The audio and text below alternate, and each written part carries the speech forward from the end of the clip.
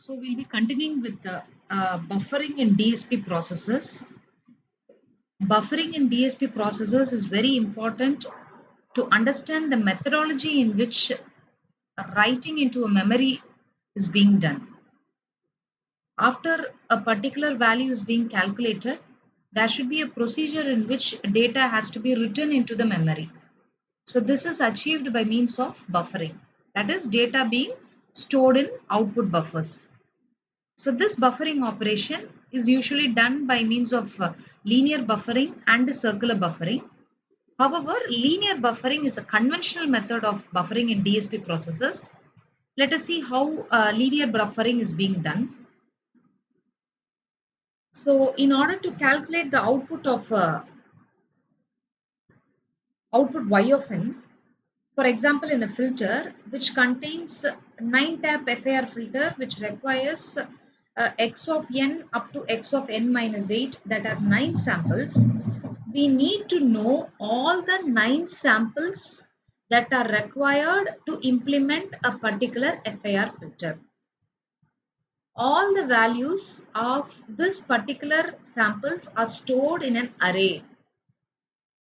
Each value is corresponds to a particular memory location.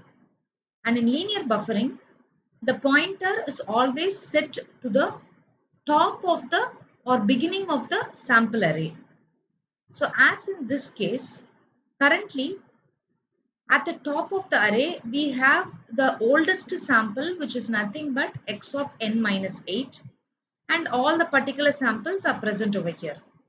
So in the next consecutive operation, we acquire to fetch the next newest sample x of n. So this x of n has to be fetched over here. In order to obtain this, what happens is all these input samples have to be moved one location below as such, so that we obtain the next newest sample over here. And hence, when we conclude that while performing linear buffering, we perform 9 memory write operations just to acquire one newest sample x of n, which is a disadvantage, right? Because to just get one new sample, we need to perform 9 memory write operation, because every memory location data is being shifted to its new position in order to acquire a new sample of data. So this disadvantage is overcome in circular buffering. So circular buffering helps to implement, it is very efficient in implementing FIR filters. It requires delay lines or buffers of past and current samples. Circular addressing simplifies the manipulation of pointers in accessing the data samples. You can see here that this is a circular buffer at some instant, where x of n here represents the newest sample and x of n minus 8 represents the oldest sample. When implementing a circular buffer, the contents of these samples need not get shifted.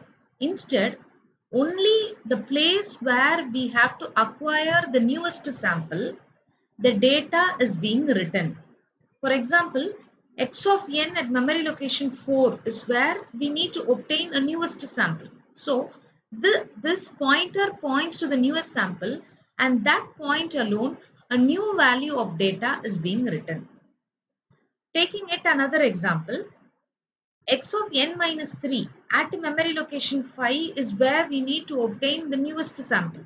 Hence, the pointer pointing to x of n minus 3 to memory 5 with the value of 0.975 alone is written, whereas there is no shifting of data in yet other values of the samples. This is called as circular buffering. Here, the memory operation is being performed, or the write operation is performed only once or only one time for fetching a new sample. And hence, circular buffering is very efficient when you try to implement an FIR filter. Thank you.